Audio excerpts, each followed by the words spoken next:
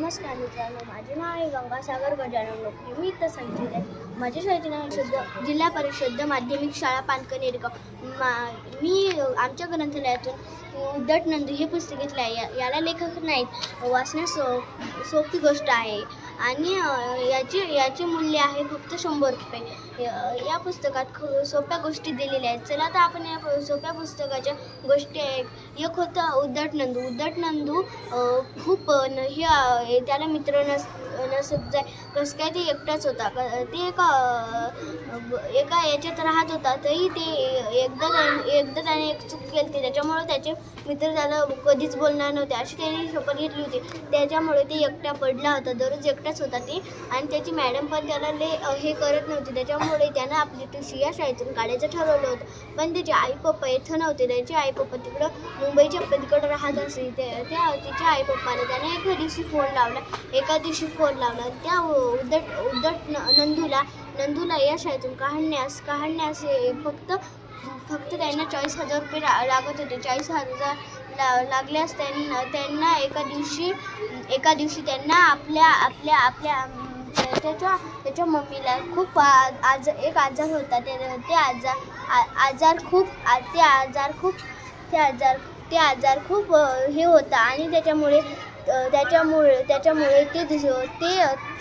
ते आजार खूप वाढत जाऊ लागला. पण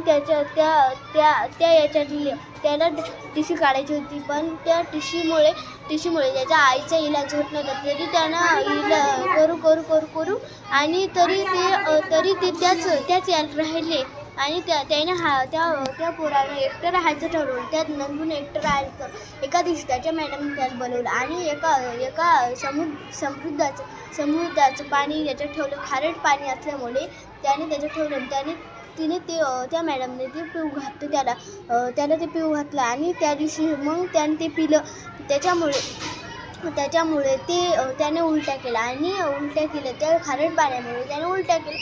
टीचर म्हणाले, आता कळालं का नंदू तुला? ते आपलं तू त्याच्याशी खोटं बोलला म्हणून त्यांची दोस्ती कुठली. आता हे तुझ्या पाणी हे तुझ्याशी खोटं बोललं का? नाही.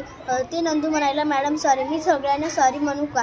ते मॅडमांनी हो म्हण. तुझी मैत्री चांगली होईल आणि तुला सोबतीपणे होईल आणि तुझ्या आईचा इलाज पण होईल. आईचा इलाज की त्याला माहीत नव्हतं माझ्या आईला आजार आहे म्हणून. तिच्या मॅडमनं इलाज म्हणून सांगितलं होतं. पण ते नंदू म्हणला, कसला इलाज मॅडम? माझ्या आईला तर एखादा इलाज नाही. त्याच्या आईने सांगितलं, तुझ्या आईला शरीराचा आजार आहे. त्याच्या आईला किडनीचा आजार होता. त्याच्यामुळे उद्धट नंदूने एका दिवशी आईला भेटायचं ठरवलं. पण मॅडम म्हणले, मला पण यायचं नंदूला भेटायला, पण माझं येणं होईल नाही. कसं काय शाळा असते त्याची मॅडम नव्हतं म्हणत. ती त्याच्या टीचरला ताई म्हणत जाय. ताई मला माझ्या आईकडे जायचं आहे. त्याच्यामुळे ते एका दिवशी ते म्हणाला, मला एका दिवशी सुट्टी द्या, मी माझं जाऊन येते लगेच. आणि ते तसं म्हणून नाही. आणि त्याच्या एका दिवशी ते मॅडम म्हणाले, मला पण यायचं आणि मला पण यायचं पण नाही का, तू एकटा जाऊ नकोस.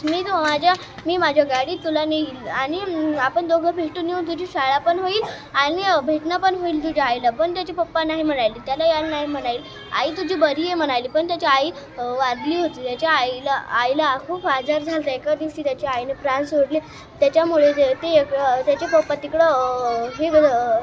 तिकडं वावर शेत करत जाय. आणि ते नाही का, ते नंदूला आता कळालं, उगीच मी माझ्या आईला गमवलं. आणि त्याच्यामुळे त्याला त्याची चूक बी कळाली. मैत्री तोडायची आणि त्यांना त्यांची हे कसं काय तोडायची हे कळायची कशी. आपण आपल्या व्यक्तीस हे करायचं काहून ते त्याच्यामुळे ते नाहीच. आणि आपण आपल्या मम्मीला कोणत्याही आपण आपल्या मैत्री तोडायची नाही आणि त्याच्याशी खूप छान वागवून म्हणून आपण आपल्या हे करायचं नाही. आपण आपली मैत्री तोडायची नाही. आपल्या मैत्रिणीशी चांगलंही वागायचं आणि त्याच्यामुळे थँक्यू.